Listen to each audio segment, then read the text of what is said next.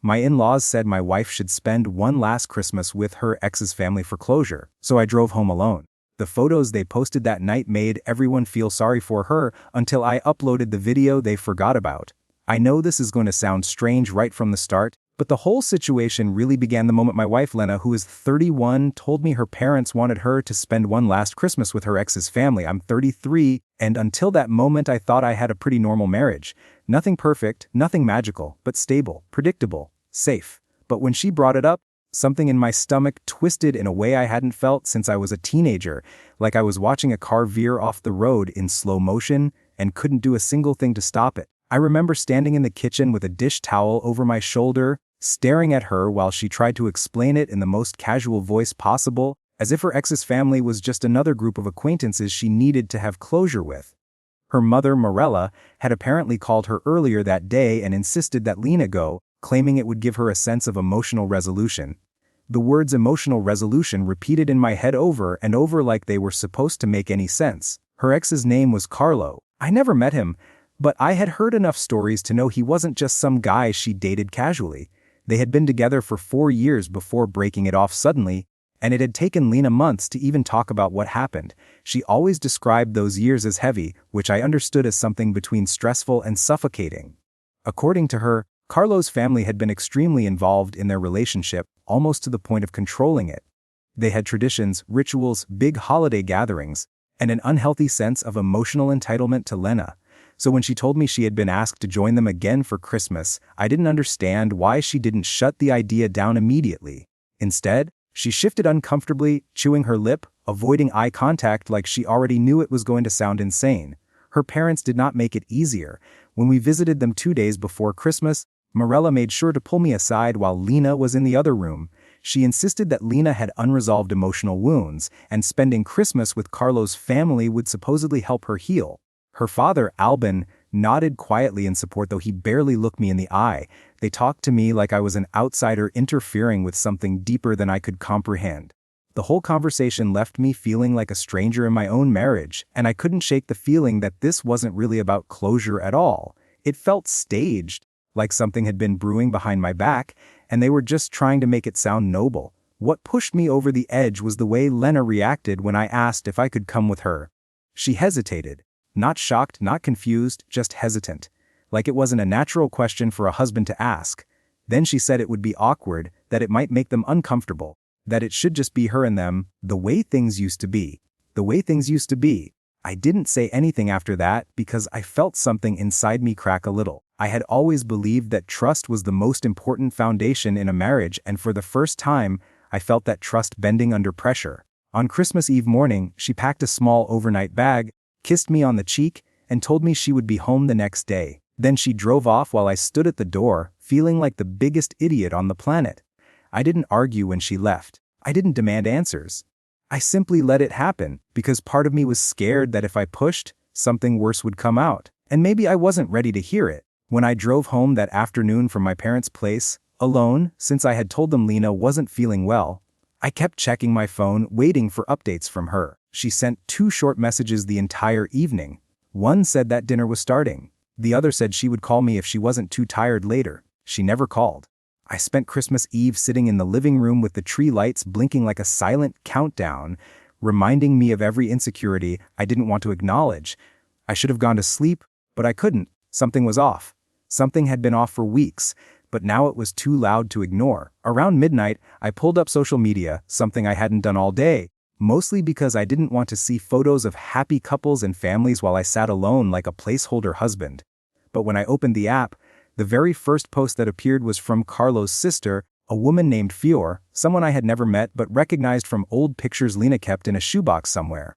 The photos she uploaded were a mix of group shots, food spreads, and familiar Christmas decorations, and in almost every picture Lena was there, smiling, laughing, standing close to people she had described as suffocating. In one photo, Carlo had his arm around her shoulder in a way that made my blood run cold. She didn't pull away. She didn't look troubled. She looked comfortable. Too comfortable. The comments were even worse. People saying things like how nice it was to see her again, how much she belonged there, how they always knew she was part of the family. And the sympathy poured in.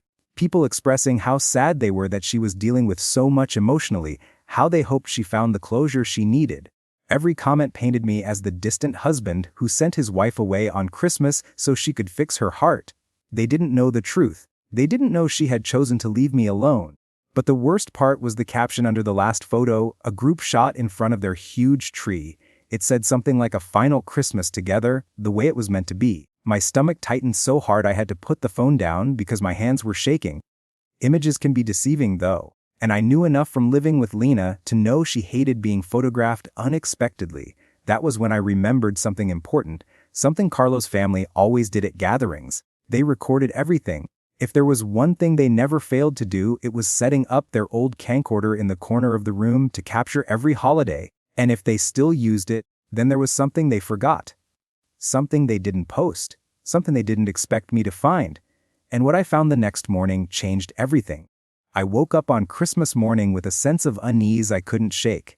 The house was quiet except for the faint hum of the heating system and the blinking lights on our Christmas tree. I poured myself a cup of coffee and sat down on the couch, staring at the phone but resisting the urge to check social media again.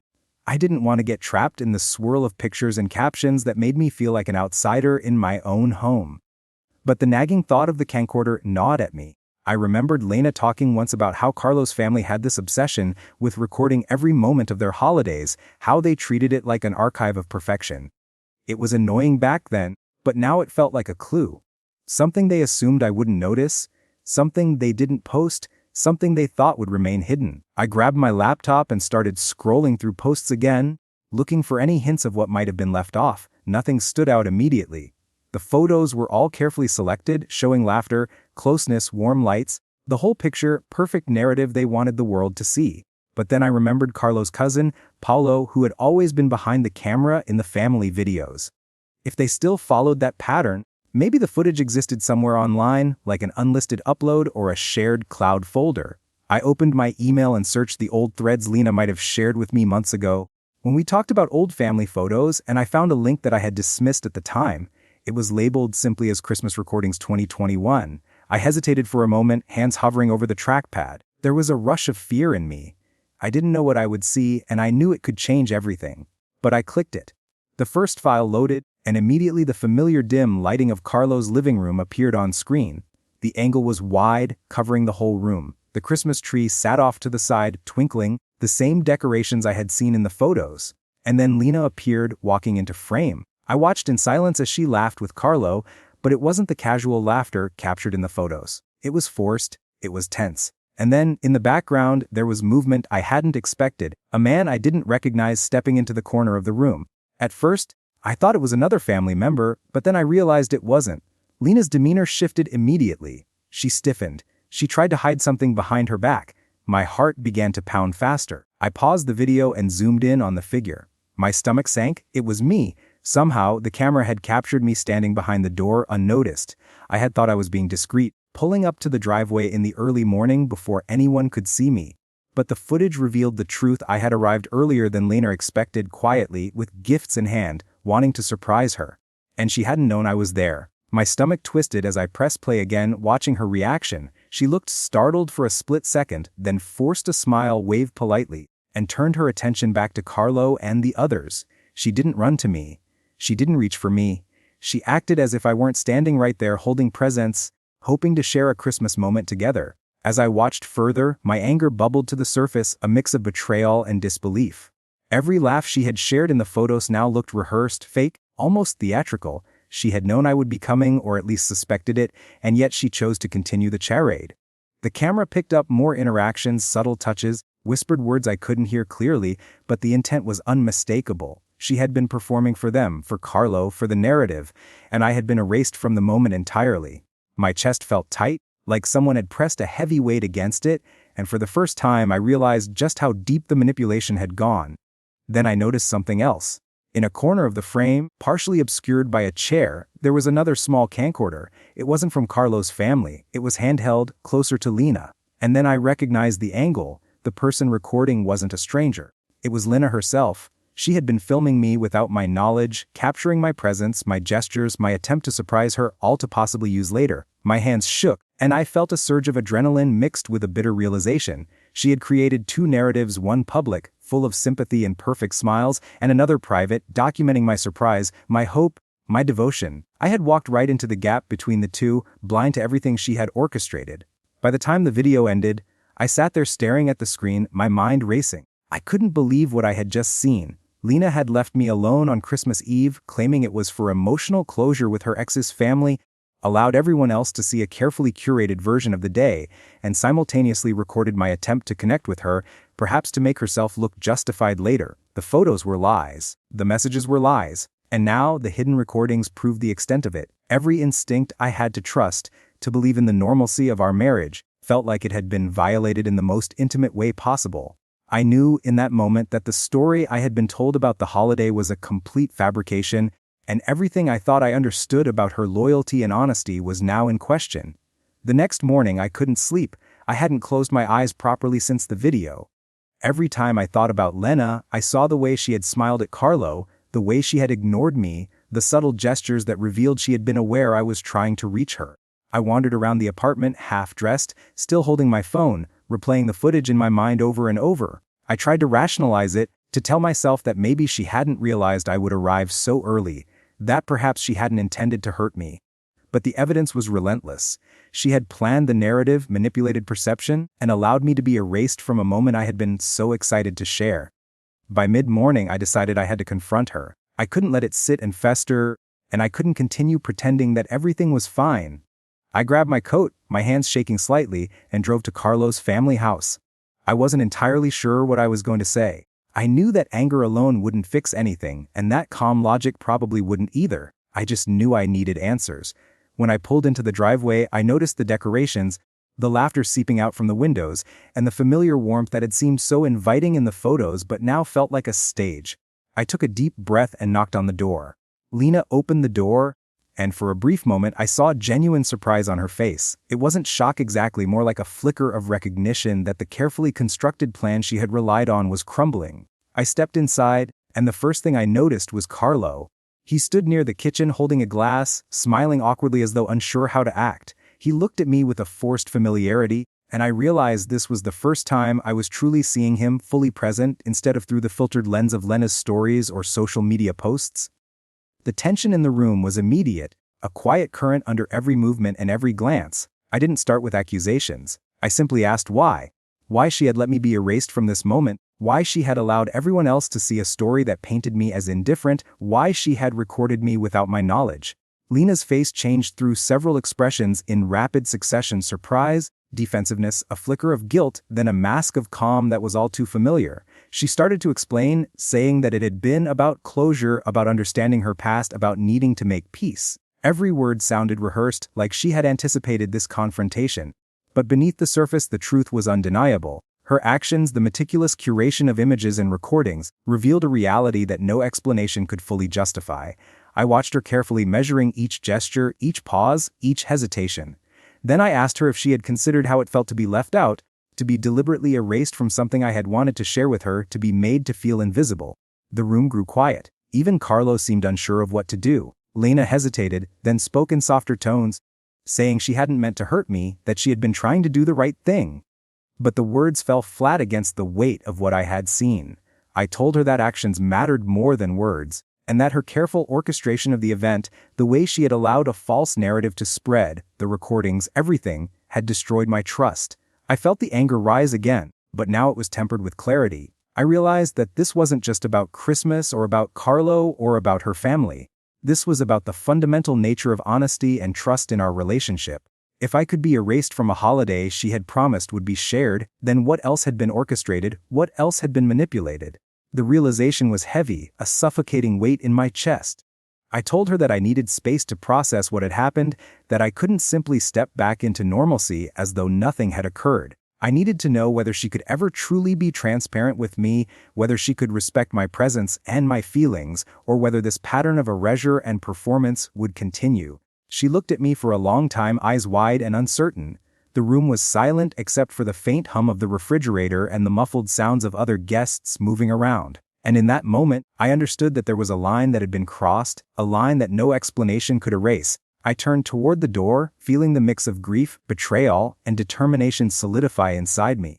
I knew this was the turning point. I didn't know exactly what the future held, but I knew that whatever happened next, I could no longer allow myself to be sidelined, erased, or manipulated. The holiday lights flickered behind me, and for the first time since Christmas Eve, I felt a strange clarity. I had witnessed the deception, and now I had a choice: to let it define me, or to take control of the narrative for myself. I left Carlo's house feeling hollow, as if a part of me had been left behind in that living room, trapped among the decorations, the smiles, and the rehearsed laughter. The drive home was quiet, my hands gripping the steering wheel so tightly that my knuckles turned white. I didn't call Lena.